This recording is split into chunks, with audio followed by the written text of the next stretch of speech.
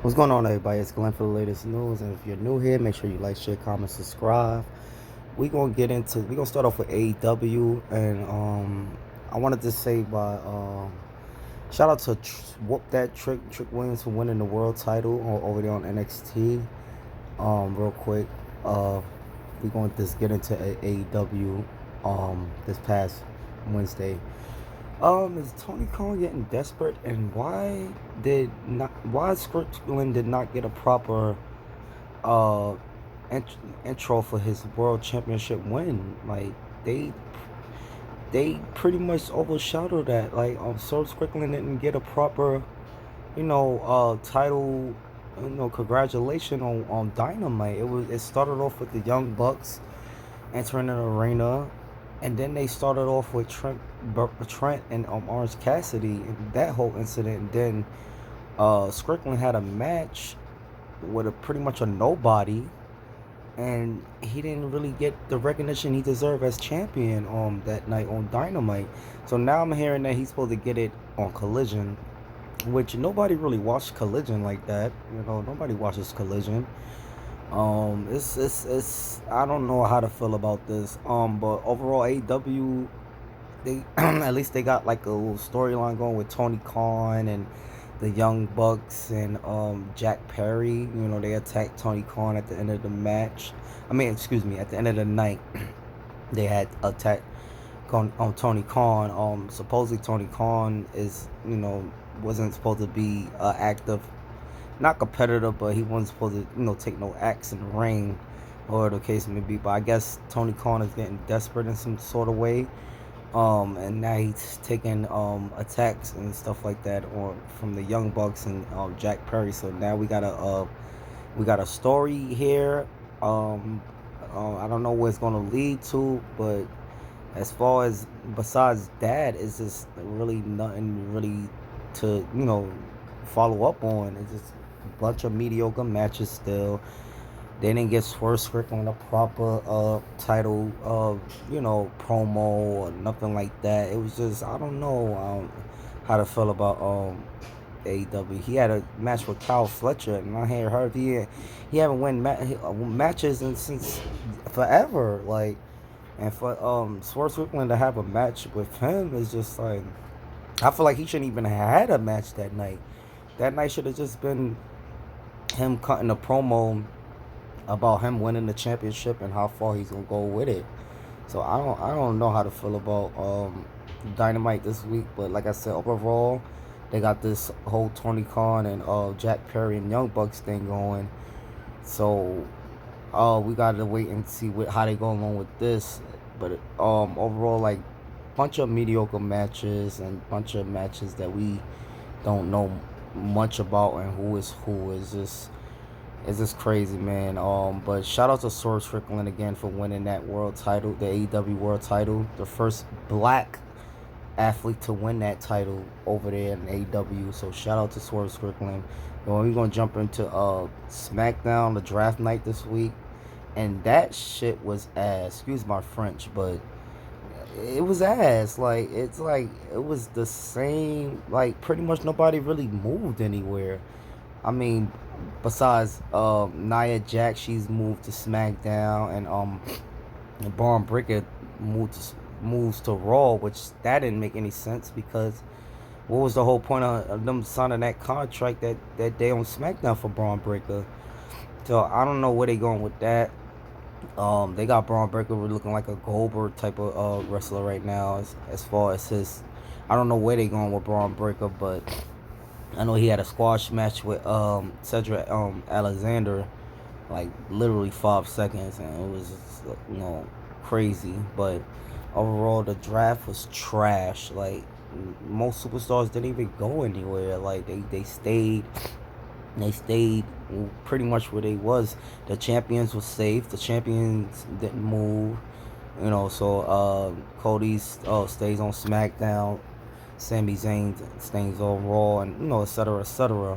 Also, Vince McMahon, I'm hearing he sold up all his stocks to TKO and WWE, so he's officially done with the company. I thought he was been done. I thought he been was done with the company. But it seemed like it's official for now that he's officially done with WWE and TKO and Evers, or whatever the case may be. So I don't know. But overall, SmackDown, the first night of the draft was trash. And then also that night they had Carlito turn on I'm sorry about to say Kalisto, Dragon Lee and Rey Mysterio. Rey Mysterio seemed to can't keep he can't trust nobody, man. Everybody be turning their back on Rey Mysterio, man. Everybody been turning their back on Rey Mysterio as of late. But yeah, that wasn't really a highlight of the night. Nobody really cared too much about that. Supposedly the highlight of the night was supposed to have been Cody Rhodes and AJ Styles, which they supposed to have their match at Backlash, which is this following Saturday coming up. Next week's I don't know if it's this week. I believe it's this week. They gonna clash at this week's Saturday of Backlash. But we all know Cody Rhodes gonna end up coming out on top in that match. Also in that night it was the Bloodline and Kevin Owens. That was pretty much the highlight of the night. The Bloodline and the Kevin Owens and Randy Orton helping out Kevin Owens that night because Tama Tonga and Solo was pretty much getting at Kevin Owens throughout the night. Kevin Owens was trying to get his get back, but it was only so much he could do by himself.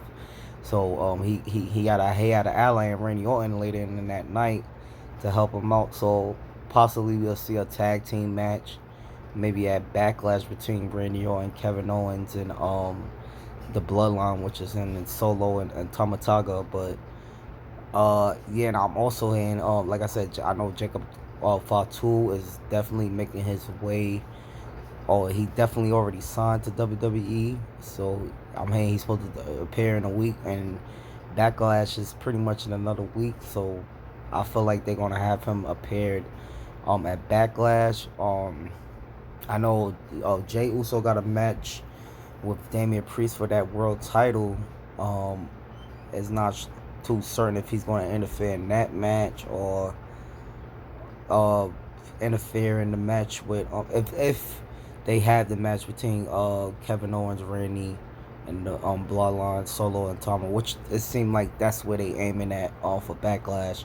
It's going to be a tag team match between Randy, Kevin, and the Bloodline.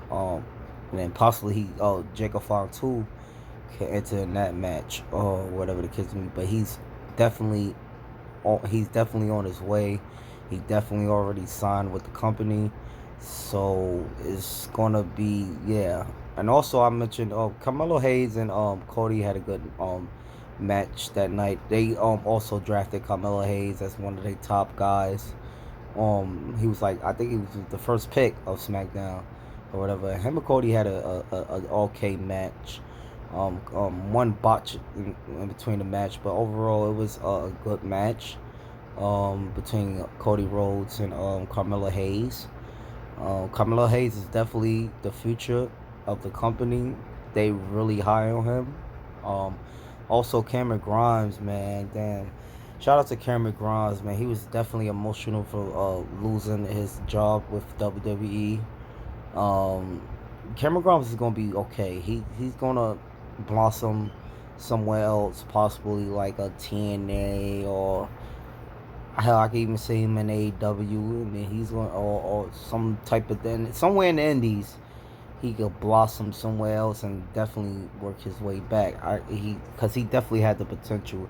A lot of people was actually disappointed that he got rid. I was disappointed too. I liked the Cameron Grimes.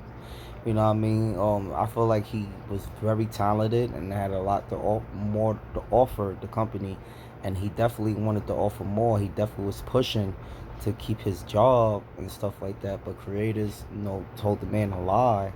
They pretty much told him that he was gonna stay around, but then end up releasing him, and that was kind of jacked up, man.